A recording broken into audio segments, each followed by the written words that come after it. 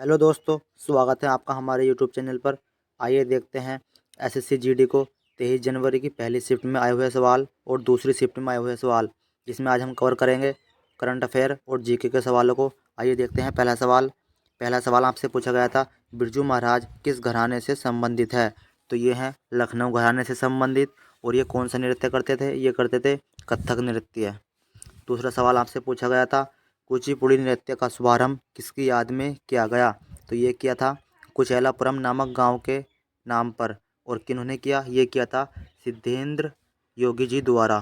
सिद्धेंद्र योगी जी द्वारा किया गया था इसका शुभारंभ। आइए देखते हैं तीसरा सवाल आपसे पूछा गया था, प्रधानमंत्री कौशल विकास योजना कब शुरू हुई? तो ये हुई थी 15 जुलाई 2015 ईस्वी को।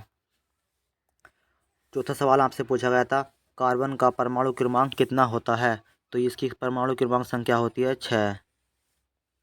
पांचवा सवाल आपसे पूछा गया, दीपा कर्माकर ने ओलंपिक में कब पदक जीता था? तो इन्होंने जीता था 2016 में रियो डी जेनेरियो में ओलंपिक में पदक। आइए देखते हैं अगला सवाल आपसे पूछा गया। छठा सवाल, संविधान के किस अनुच्छेद को भारतीय संविधान की आत्मा कहा? यानी ये किसने कहा था? अनुच्छेद 32 को डॉक्टर भीमराव अंबेडकर जी ने अनुच्छेद 32 को कहा था संविधान की आत्मा। अगला सवाल आपसे पूछा गया, सातवां सवाल, सबसे कम जनसंख्या वाला दूसरा जिला? तो पहला है सिक्किम और दूसरा यानी सेकंड लास्ट है मिज़ोरम। तो इसका सही जवाब हो जाएगा मिज़ोरम। अगला सवाल आपसे पूछा गया, तोरंग्या उत्सव ये अरुणाचल प्रदेश में मनाया जाता है। तो ये कितने दिन तक मनाया जाता है तोरंग्या उत्सव? तो ये मनाया जाता है 3 दिन तक। 3 दिन तक मनाया जाता है। और इसे किसके द्वारा मनाया जाता है? तो ये मनाया जाता है मोनपा जनजाति के द्वारा, यानी मोनपा लोगों के द्वारा। आइए देखते हैं अगला सवाल आपसे पूछा गया था। नवा सवाल, केरल का सबसे ऊंचा जलप्रपात कौन सा है? तो इसका नाम क्या है? यह है मीन मुट्टी जलप्रपात है केरल का सबसे ऊंचा। 10वां सवाल आपसे पूछा गया था, बेंगलुरु टेक समिट यानी BTS 2022 का उद्घाटन किसने किया था? तो ये किया था हमारे प्रधानमंत्री जी ने, नरेंद्र मोदी जी के द्वारा। 11वां सवाल आपसे पूछा गया था, भारतीय चुनाव आयोग कौन से चुनाव करवाते हैं? तो ये कौन कौन से चुनाव करवाते हैं? ये करवाते हैं राष्ट्रपति का चुनाव, उपराष्ट्रपति का चुनाव, संसद और राज्य विधानसभा के चुनाव। 12वां सवाल आपसे पूछा गया था, आयरन की कमी से कौन सा रोग होता है? तो ये होता है एनीमिया, आयरन की कमी से। 13वां सवाल आपसे पूछा गया, भारत का मानक समय GMT से है यानी कितना है? तो ये है 82.5 डिग्री पूर्वी देशांतर। 82.5 डिग्री पूर्वी देशांतर।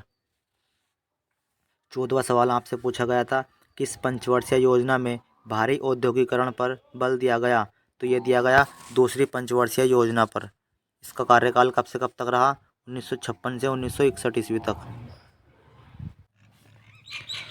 आइए देखते हैं 15वां सवाल, हमारा अंतिम सवाल है, किनके प्रयासों से अंग्रेज सरकार ने विधवा पुनर्विवाह अधिनियम 1856 को पारित किया था? तो ये किसके कहने पर किया था? ये थे हमारे ईश्वर चंद्र विद्यासागर जी, इनके कहने पर हुआ था विधवा पुनर्विवाह एक्ट 1856 में पारित। आइए देखते हैं दूसरी शिफ्ट में पूछे गए सवाल। इसमें पहला सवाल है, बिहार विधानसभा उपचुनाव 2022 से गोपालगंज से विजेता कौन हुए? तो कौन बने थे? ये बनी थी बीजेपी की कुसुम देवी। दूसरा सवाल आपसे पूछा गया, नाट्य शास्त्र के रचयिता कौन है? तो ये हैं भरत मुनि जी, नाट्य शास्त्र के रचयिता। तीसरा सवाल आपसे पूछा गया था, कबड्डी के कोर्ट की लंबाई कितनी होती है? तो ये होती है 13 मीटर, या इसे कह सकते हैं हम 43 फीट यानी 43 फीट। चौथा सवाल आपसे पूछा गया, सबसे बड़ा लिखित संविधान किस देश का है? तो ये है हमारा यानी भारत का सबसे बड़ा लिखित संविधान। पांचवा सवाल आपसे पूछा गया, चरक किससे संबंधित थे? तो ये कौन थे? ये थे एक चिकित्सक यानी चिकित्सा से संबंधित, या आप कह सकते हैं आयुर्वेद से संबंधित। छठा सवाल आपसे पूछा गया, गोवा का लोक नृत्य कौन सा है? तो आपको ऑप्शन दिए गए थे, आपको उन ऑप्शन से पहचानना था कि कौन सा गोवा का लोक नृत्य है। तो जिसमें हम आपके लिए जो प्रमुख नृत्य हैं ये हैं फुगडी है, गौफ है और सिग्मो।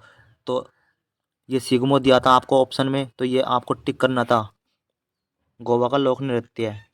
सातवां सवाल आपसे पूछा गया, जनसंख्या की दृष्टि से सबसे छोटा राज्य कौन सा है? तो ये है सिक्किम सबसे छोटा राज्य है जनसंख्या की दृष्टि से।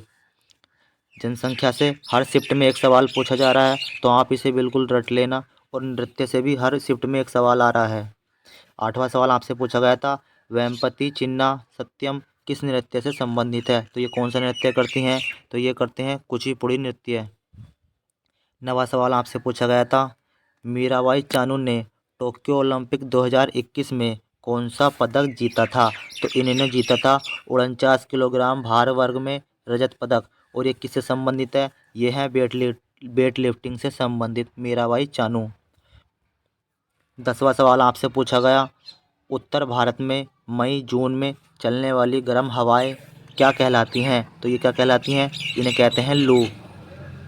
11वां सवाल आपसे पूछा गया, परमाणु त्रिज्या क्या होती है? तो इसकी परिभाषा आपको दी गई थी, किसी परमाणु के नाभिक केंद्र से उसके बाहरी इलेक्ट्रॉन कक्ष के बीच की दूरी को क्या कहते हैं? परमाणु त्रिज्या कहते हैं।